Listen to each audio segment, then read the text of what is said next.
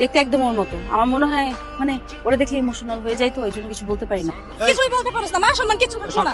কি ছোট ভাই, কি ওর সাথে কি এত? আপা আপা আমার বেস্ট ফ্রেন্ড কিসের best friend? আরে ছোট ভাইয়া, লক্ষ্মী ভাইয়া, তুমি শুকায় যেতেছো, ঠিক মতো খাওয়া দাওয়া করো না ভাইয়া। তোমরা প্লিজ সবাই একটু মনোযোগী হও। ম্যাম আসবো? হ্যাঁ আসো। ম্যাম 1 মিনিটের জন্য একটু কথা বলার ছিল। হ্যাঁ হ্যাঁ বলো। তোমাকে দাঁড়াইতে বলতেছে, দাঁড়াও। অনেকদিন ধরে আমি তোমার সাথে কথা বলার চেষ্টা করতেছি, কিন্তু পারতেছিলাম না। তো ফাইনালি আমার মনে হলো তোমার সাথে কথা বলা উচিত, তাই ডাকলাম। আপনি তো কথা বলতে পারেন। আশ্চর্য, কথা বলতে পারবো না কেন? তো এই কদিন দেখলাম না আপনি আবার জো বাবা Forget it, ভুলে যাও সব। মানে আমি আমি আমি তোমাকে যে কথাটা বলবো আমি ভুলে গেছি। মনে পড়লে বলেন। না না না, এই দাঁড়াও, এটা না, তো ক্লাসে যাও। খাইতে করস একটা পোলার কাছে নাকানি চুপানি খাইতে খাইতে এই অবস্থা। মান ইজ্জত তো কিছু নাই দোষ।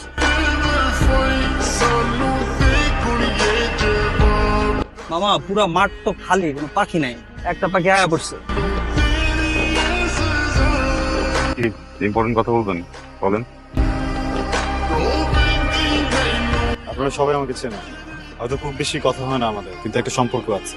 মানে কানেকশনটা, সম্পর্কটা কিভাবে সেটা আপনারা জানেন, আমিও জানি। আপনাদের হেল্প দরকার, প্লিজ। আমার জীবন থেকে 2টা বছর নষ্ট করে দিচ্ছে। আমি কখনো আপনার জন্য শান্তিতে ক্লাস করতে পারিনি, ক্লাস থেকে বের করে নিয়ে এসছেন। ইম্পর্টেন্ট কথা বলবেন, তাই না? এগুলো ইম্পর্টেন্ট কথা।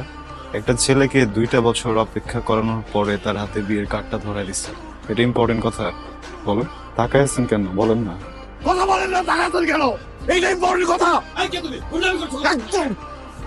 সরি আঙ্কেল, আমি এখানে কোনো সিন ক্রিয়েট করতে আসি নাই। আমি জাস্ট আসছি ইম্পর্টেন্ট কথাটা শোনার জন্য। আমি ইম্পর্টেন্ট কথাটা শুনে একদম চলে যাবো, আমি ডিস্টার্ব করবো না। আপনি কি চান এখানে একটা সিন ক্রিয়েট হোক? না, 2টা বছর ছটফট করছেন না কথাটা বলার জন্য, এর থেকে অনেক বেশি ছটফট আমি করছি কথাটা শোনার জন্য। আপনি একটু বলেন প্লিজ, আমি শুনে এখান থেকে চলে যাবো, আমি কোনো সিন ক্রিয়েট করবো না। আমি তোমাকে ভালোবাসি।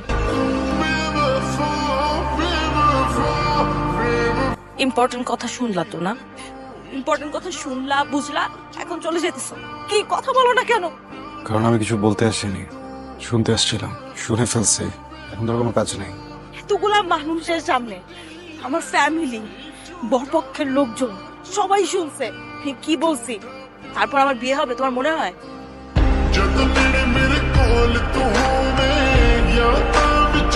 না বাবা, তোমরা যত যাই কিছু বলো, যাই কিছু করো, ওকে ফাঁসি দিয়ে দাও, মেরে ফেলো, কোনো লাভ নাই।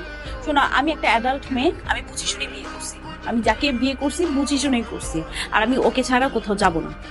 আর তোমাদের যদি মানতে অনেক বেশি কষ্ট হয়, তাহলে মনে করো যে তোমাদের